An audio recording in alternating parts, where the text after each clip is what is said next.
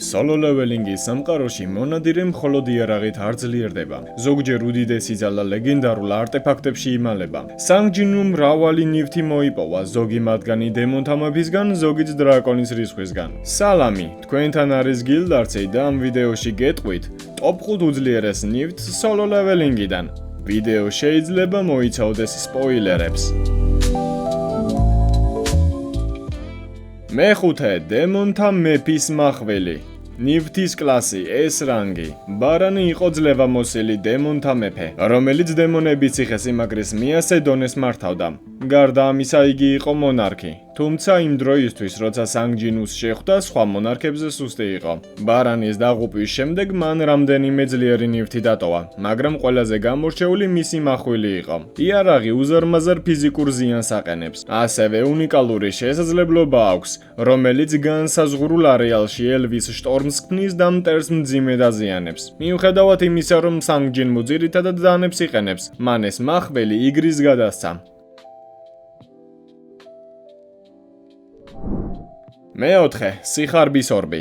ნივთის კლასი A რანგი. ჯადოსნური ძალის გამაძლიერებელი ნივთები საკმაოდ იშვიათია. ყველაზე ძლიერი მათგანი მაქსიმუმ 50%-ით ზრდის მაგიას. ამიტომ მაგიური კლასის მონადირეები ასეთ არტეფაქტებს მუდმივად ეძებენ, მაგრამ ეს ორბი სხვა მაგიურ ნივთებზე ბევრად ძლიერია. შეუძლია ჯადოსნური ზიანის გაორმაგება. ორბი გამომყენებელს მაგიურ ძალას ორჯერ უფრო ძლიერს ხდის. შეუძლია გაანადგუროს უბრალო შელოცვებიც კი, რაც გამოცდილ მაგებს უდიდეს უპირატესობას აძლევს.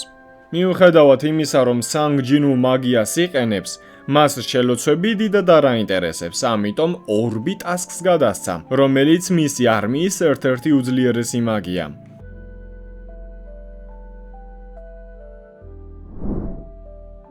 მესამე კამიშას რისხვა. ნივთის კლასი უცნობია. ტომას ანდრეი მსოფლიოში ერთ-ერთი უძლიერესი მონადირეა, რომელიც ეროვნული დონის მონადირეებს შორის პირველ ადგილზე დგას. ის კამიშას წინააღმდეგ ბრძოლაში გადარჩენილთა შორის ერთ-ერთი იყო.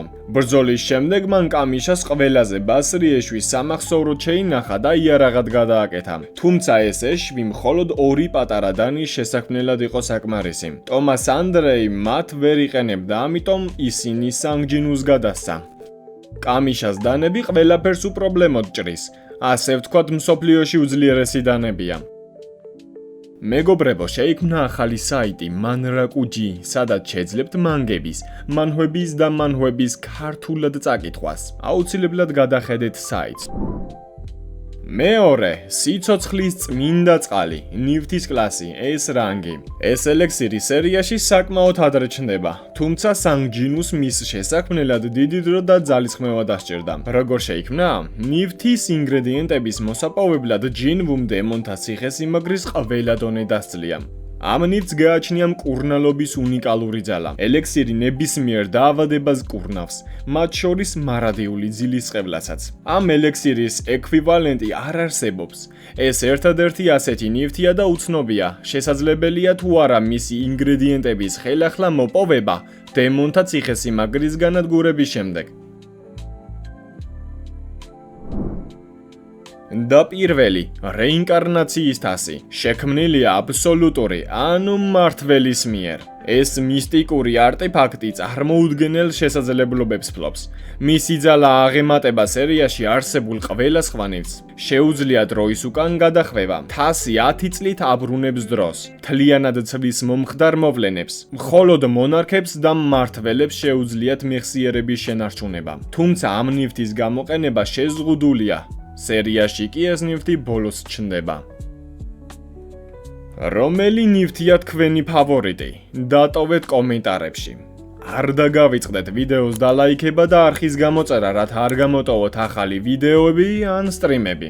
ასევე შემოგვიერთდით Discord სერვერზე, ლინკი აღწერაში იქნება.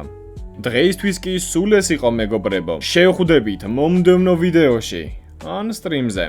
დროებით.